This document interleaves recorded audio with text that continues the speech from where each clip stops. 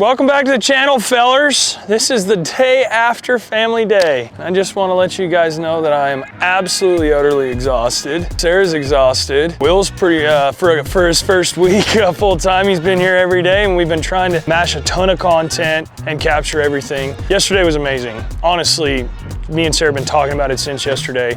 Doing exactly this and bringing the line up and washing everything and seeing the kids and seeing everybody smile back and forth with each other was unreal. It's unbelievable. I don't even know what to say, honestly. I'm speechless. Yesterday, we also got a video within a video within a video, and we got the excavators done, so we've got a good block of video there. And we're fixing to show you a little bit about our backhoe, why we chose to run the backhoe we chose, our skid steer, and our wheel loader. What these machines do. Basically, every one of these machines that we're gonna show you in this video are gonna do one thing, and that's support the excavators that you've already previously seen, okay? So every one of these machines is gonna be able to drop a bucket and pick up forks within seconds. The operator shouldn't have to get out or do anything. We want them to be able to get gravel back to the ditch, and we want them to bring pipe. Let me explain a little something. As we're digging that ditch, we're not just digging a ditch and putting a pipe in the ground and then burying it. Once that ditch is all down to the grade where we need it to be, and all the spoil is out 6-8 feet, whatever depth we're going to, we're gonna have to gravel anywhere from 4 to 6 inches below that pipe and 4 to 6 inches above it, okay? So there's a foot of gravel that needs to get brought from wherever a dump truck can get it in, spot on the job site to the actual ditch. And a lot of times it can't just be dumped real close. And if you guys check out Northwest Park, 2nd Street, you would know that. That's exactly what these whole, I call them bedding machines, because that's what we call around the pipe is bedding, gravel, right? This is the smallest bedding machine we have. It's the Caterpillar 289D3.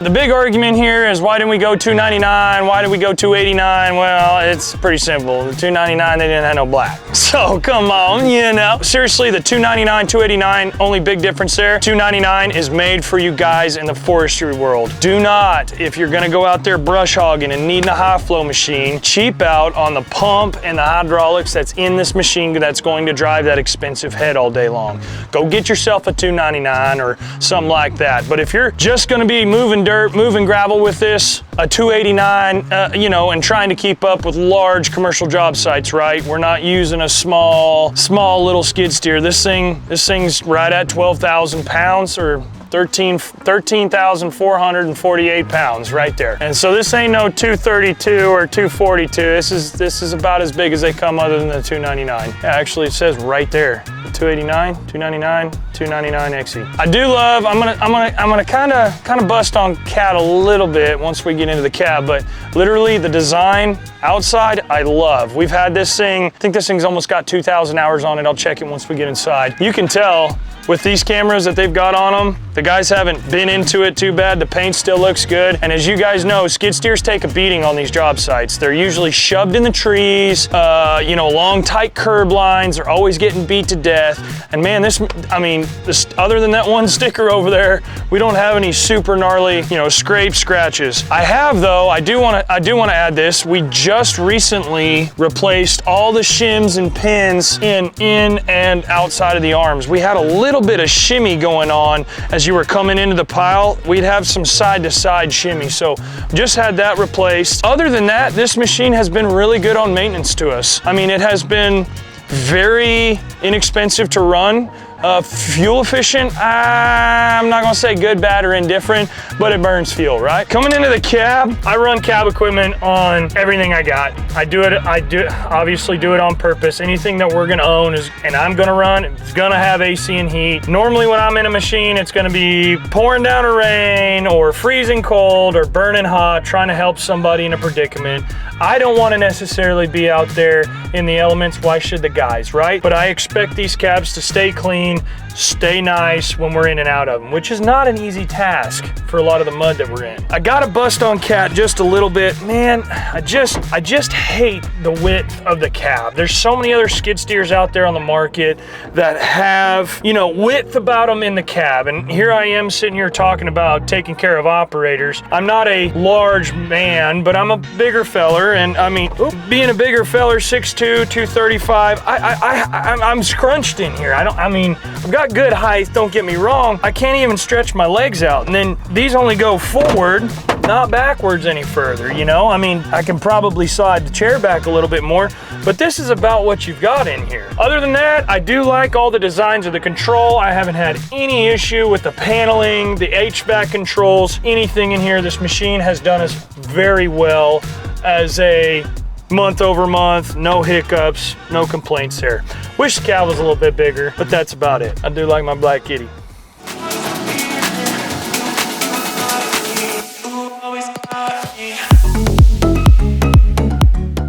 Dude, we have been pumping out the content for you guys. I'm not gonna lie, it is Sunday. I don't do anything on Sundays, okay? Y'all better be absolutely jacked. I want 1,000 likes on this video. Maybe one video, you know, whatever, you know. It sure would help the channel, you know? All right, come on. Welcome to backhoe land. Cat 420, F2 backhoe. So I did lie to you guys when I was just talking about the skid steer, when I said you have to, every one of our machines would have an application of forks on it, but I said they wouldn't have to get out and the operator wouldn't have to get out and actually forcibly do anything. In this application, back when we bought the backhoe, we had a skid steer and a Mini X, and then the backhoe was a do-it-all for another crew. So basically these are just rollover forks, and this is a full clamshell bucket. So this bucket actually does split in two, which is really good for working out on the road. If you know how to run a clamshell, it can sure save you a lot of time and save labor a lot of time of shoveling. But man, to have the rollover forks, I don't like it. I really don't like it on my backhoe. I think it adds way too much weight in the front. For the application we had, it made sense. Now, I kind of just want to take them off of there and get them off of there, and we have so many, usually have some type of SkyTrack on site. It just added weight on the front. I would actually spend, if I had to go back and do it again, I would spend a little bit more money and go up to an IT machine, which is an instrument technology machine. Basically has a hydraulic coupler on the front of it to be able to drop a bucket, pick up forks, and maneuver that way, which I can retrofit, but at that point, right? So like I said, it's got a clamshell. I got a bust on Cat again, which this is the absolute silly. Caterpillar. This is my third grill that's busted in this thing. You can blame my boys, but we use this thing a lot to load trucks with, in and out of small, tight applications. Why can we not, from the factory, build a guard to protect this thing, or at least something that we could throw on? Gig me for 1,500 bucks. That's fine, because 3,800 bucks a grill and condenser it's cheaper than that. I mean, do whatever we got to do.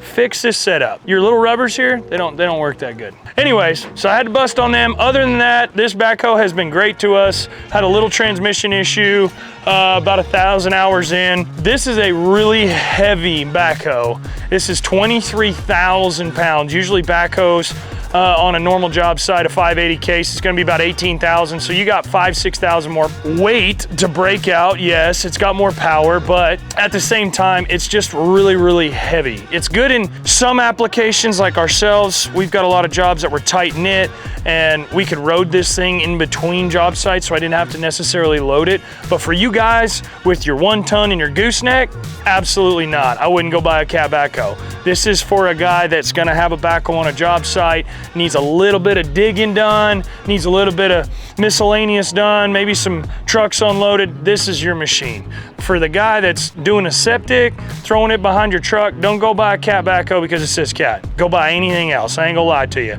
They're just made for a different application. You're like me, I'm not gonna go buy a Case 580 or a 590 to go move pipe and gravel around a bigger job site. The weight's not there, you're bouncing all over the place. Call me crazy, whatever. All right, I'm off that tangent. Come this way. We don't have a hydraulic coupler back here. In this application, you're always moving the machine to pick up and move anyways. It doesn't make much sense. It does have a manual coupler, so we don't have to knock pins out of buckets. It's got a 2-foot and a 30-inch bucket. I think we've never even had on this thing.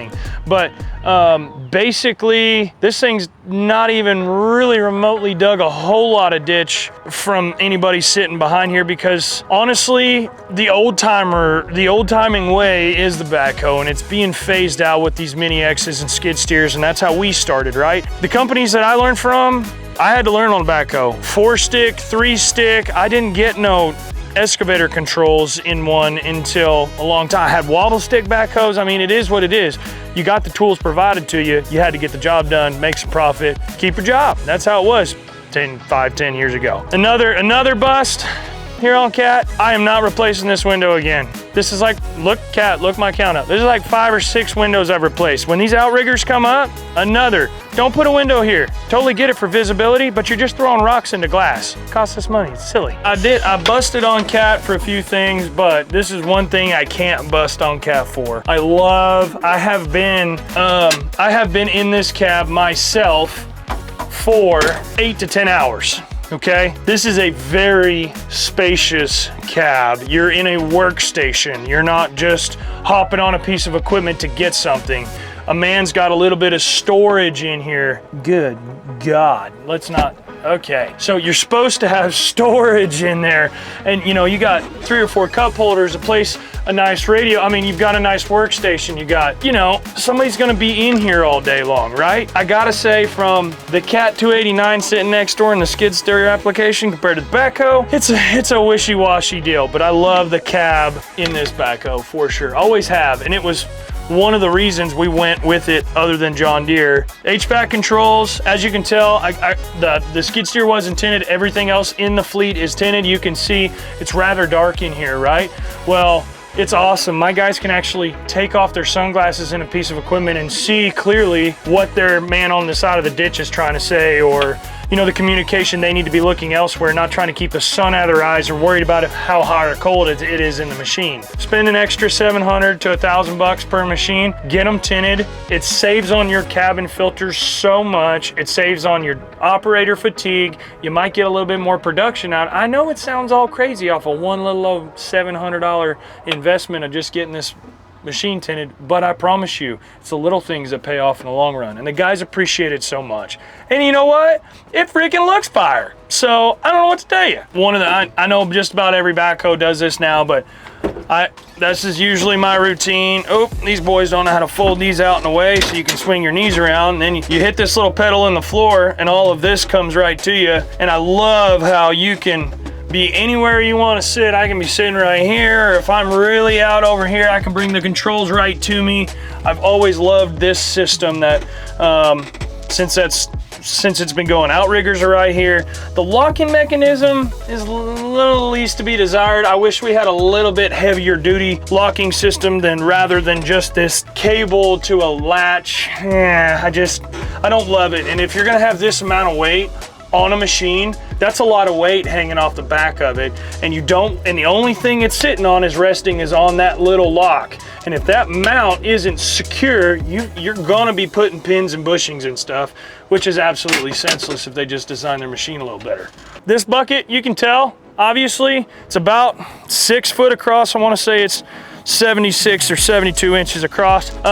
You can tell it can move a pretty decent amount of rock. You come over here, we're getting quite a bit bigger. We're almost into that 2 yard category, about 1.5 yards, 1 3/4. No, I'm sorry, just a little under a yard, right at a yard, depending on heat. And now for the piece of resistance, the big girl. This ain't even a big-in, but this girl can move some material, spoil material, gravel. She does have a hydraulic coupler on her to drop the forks, grab this big bucket back, and move pipe and gravel. So come on, let's check it out.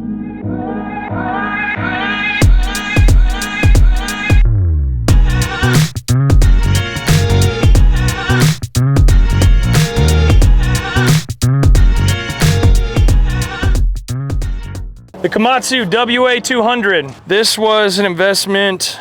This one's hard. This one's really, really hard to talk about. If you guys want to talk about the conversation of buy versus rent, this one is really hard to talk about. You need the bucket capacity because you need to move, you know, earth with that larger 210 down there like we discussed. If you're gonna have that machine digging the earth, you've got to have a machine to be able to support the backfill material, you know, effectively get down the ditch. We bought this girl with the 210 and the 138 last year from Power Equipment.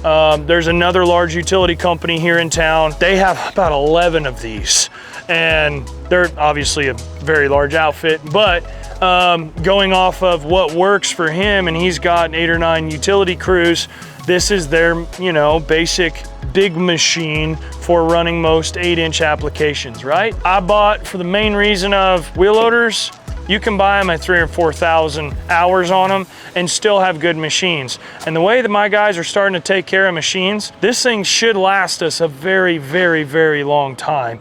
And then once we do start having a little trouble, maybe another one comes on. So to replace that reliability, I'm looking to get rid of that downtime in any way possible. I love the grab rails all the way around the cab. I love the steps. It's little things like that. Even these lights they don't have the no step warning on top of them. An operator can go all the way around, inspect everything from the top view.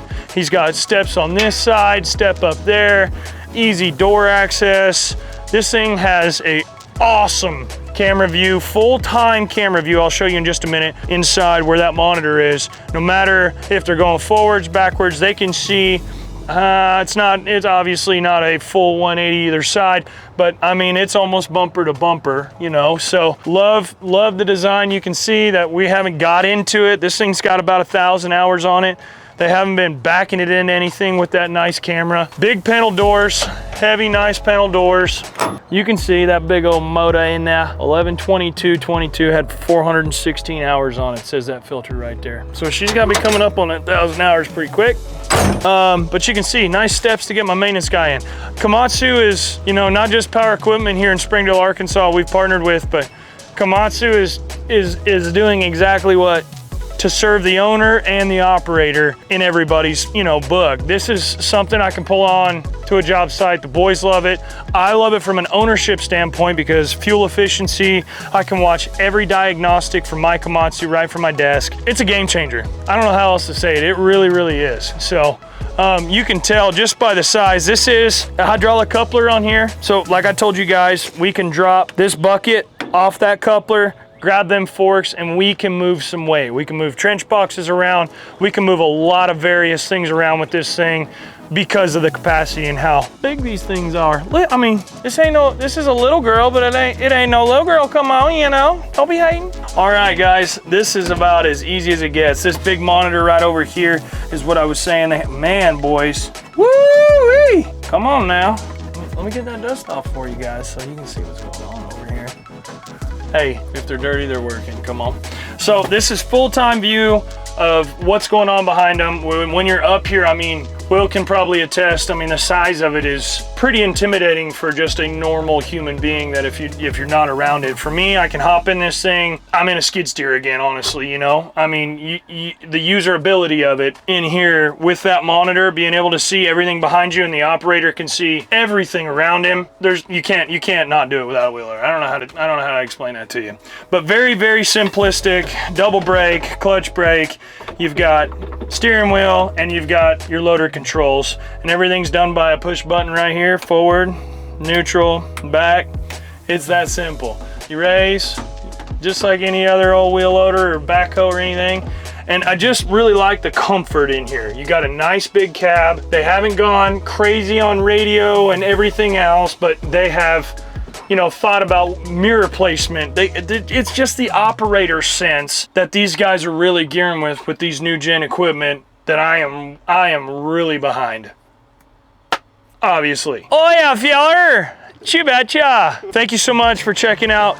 I know you guys have been asking a ton about equipment tours and equipment videos. Hey, we want to see what's in the fleet. They're finally here.